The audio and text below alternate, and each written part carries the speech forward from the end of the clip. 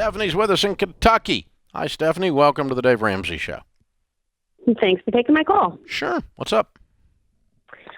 So about 10 years ago, I graduated from veterinary school. I went to school out of the country, actually, so it was a pretty hefty bill. But because of interest rate and what I was making at the time, I was just on income-based repayments. So they were pretty minimal, not even going towards the actual principal. Currently, that loan has grown over $400,000. And to get into baby step 2, would I consider that as part of the loan that I need, or the debt that I need to pay off, with a possibility of having a forgiveness in the next 20 years? Would it be better to just pay off the current debt that we have minus that, and then work on saving towards the forgiveness tax bill in the future? There is no forgiveness tax bill. Well, that's our hope. What do you say? You're gonna sit here and bet your life on Elizabeth Warren getting elected? No. No. I mean, really?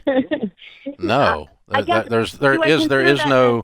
is no. What did this bill start out at? If it's up to 400 now, it was less than 200,000. I got out. So not paying on it hasn't worked well for you. No, but I don't make enough to make the minimum payments to go towards principal. Are you working as a vet? Yes, I am. Okay.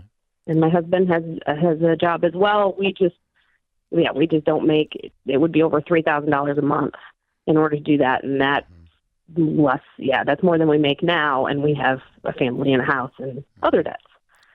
So you're a veterinarian, and you make how much? This year, because I was on maternity leave, it was about 65. Supposed to be about 85. So your normal year is 85. Yes. And how long have you been in practice? 9 years. Okay. Are you in a rural community? No. Because you're not making much. No, I'm looking into possibly finding a better paying job, but this practice is weak, because most DVMs are making 150 to 200. Not ones that I know, but yes. Well, I've been working doing financial coaching for 30 years, and I work with them all the time. They actually do better than a lot of docs if they manage their practice well and manage their options well and so forth. So I think what you've got is a hope problem and an income problem, and you need to address it. I'm going to ask, are you in a small town or a metro area? Metro. Okay. Yeah, you need to do some work on studying what you should be making and how you can get there as a comp study, because we work with them all the time. We work with you guys all the time. I mean, a bunch of DVMs come through Entree Leadership events, and I sit and talk to them. I know how their practices work and what they're making, and so you're not making anything. I would work in the next 3 to 5 years to double your income, and if I were in your shoes, and then I would work toward. And you don't believe that can happen right now. I hear that, I know that, but I'm answering your question. What would I do if I were in your shoes? Because I know that can happen. I see that happen, and then I would go from there and begin to really cut your lifestyle down. You've got to believe that you can do this, but if your husband's career, your career, you guys have got to address this, because it's not getting anything but worse. It's going from bad to worse all the time, and waiting on the government to come up with a plan to forgive student loans is not really a good strategy, because there's a whole bunch of people who paid off their student loans who probably aren't going to vote that way for you to get a free ride. So you're going to have a problem with that. It's the problem with the concept. So, hey, thank you for the call. I'm so sorry you're facing this. I know it's overwhelming, but I really do believe that, really focusing on your career instead of on hopelessness, and let's just maximize, hustle and grind. Let's figure out, what can we do to make more money? What can we do to make more money? We open our own. Do we grow? Do we work more hours? Do we work 2 different DVM positions? What do we do to get to milk the value out of this degree, because it is a valuable degree? in terms of economics. And then use that along with your husband's income, him working all the time, and the two of you clean this mess up, because otherwise it's going to get worse and worse and worse and worse and worse. It's not going to go away, and the government is not going to wave a wand for you. I just don't see it happening. Okay, the juxtaposition of that is you are 18 years old and you want to go and get a degree right now. You need to listen to these folks that call in that have this life at 30 years old. And you need to learn from them what the mistakes were. Okay, she took out a high interest loan.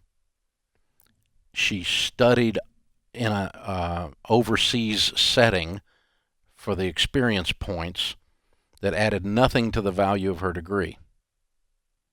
We know that because she's not making more money as a result of having studied overseas. She's making less than the typical DVM.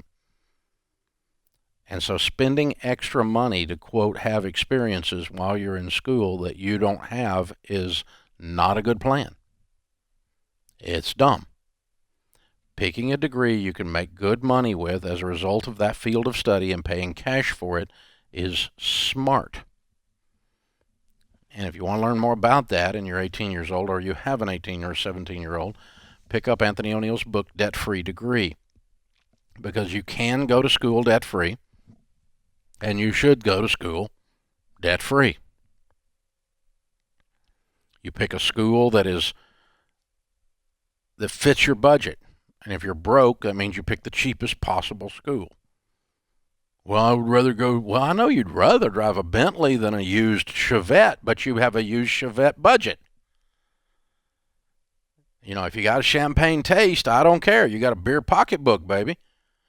And so you need to go to an in-state school with in-state tuition if you're broke. Get all the scholarships you can get your hands on, take 6 jobs, and work your butt off while you're in school. And you can get through school debt-free. And it can be done. And then you don't get caught in these situations.